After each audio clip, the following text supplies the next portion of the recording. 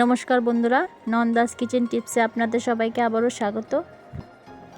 আজকে আমি মাত্র 3টি উপকরণ দিয়ে খুবই সহজ উপায়ে দীপাবলি স্পেশাল লাড্ডু বানিয়ে দেখাবো।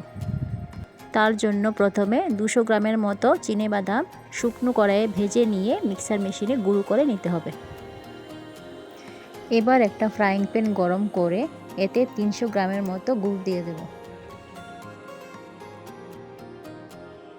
গুড়টা দেওয়ার সাথে সাথে এখানে হাফ কাপ পরিমাণ মতো জল দিয়ে দেব, না হলে গুড়টা পুড়ে যাওয়ার সম্ভাবনা থাকতে পারে। এবার জলের সাথে গুড়টা একটা খুন্তির সাহায্যে ভালো করে মিশিয়ে নিতে হবে। যতক্ষণ গুড় থেকে জলটা শুকিয়ে যাচ্ছে ততক্ষণ ধরে নেড়েচেড়ে মিশিয়ে নিতে হবে।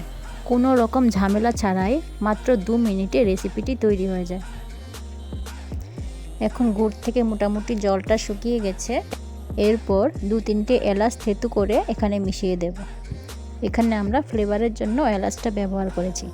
এখানে ব্যবহার করা উপকরণগুলি সাধারণত আমাদের সবার ঘরেই থাকে, সেজন্য রেসিপিটি বানাতে কোনো অসুবিধা হবে না।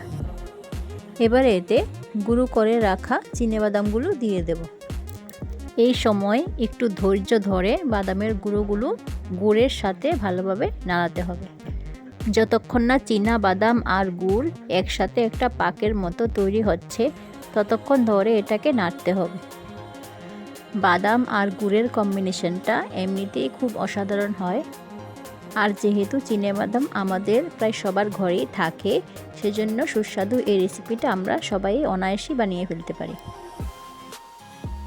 মিক্সচারটা যদি আপনাদের শক্ত মনে হয় তাহলে আপনারা এটাতে একটু দুধ অ্যাড করতে পারেন। এখানে আমি ফ্লেভারের জন্য দুধের সাথে একটু জাফরান ইউজ করেছি। জাফরানটা পুরোপুরি অপশনাল, আপনারা চাইলে দিতে পারেন, না চাইলে নাও দিতে পারেন। এটা আমার কাছে ছিল, সেজন্য আমি এটা ইউজ করেছি। দীপাবলি, ভাইফোঁটা অথবা বাড়ির কোনো ঘরোয়া অনুষ্ঠানে আপনারা অনায়াসে এই রেসিপিটা বানিয়ে সবাইকে খাওয়াতে পারেন। কথা বলতে বলতেই নাড়াচাড়া করতে করতে লাড্ডুর পাকটা রেডি হয়ে গেছে।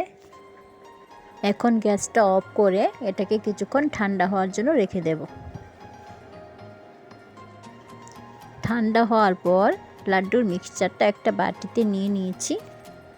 এখন আটার গোলার মতো হাত দিয়ে কিছুক্ষণ ভালোভাবে মিশিয়ে নিতে হবে।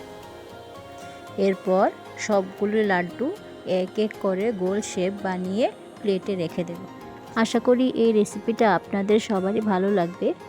আর আমার দর্শক বন্ধু সবাইকে দীপাবলির অনেক অনেক শুভেচ্ছা।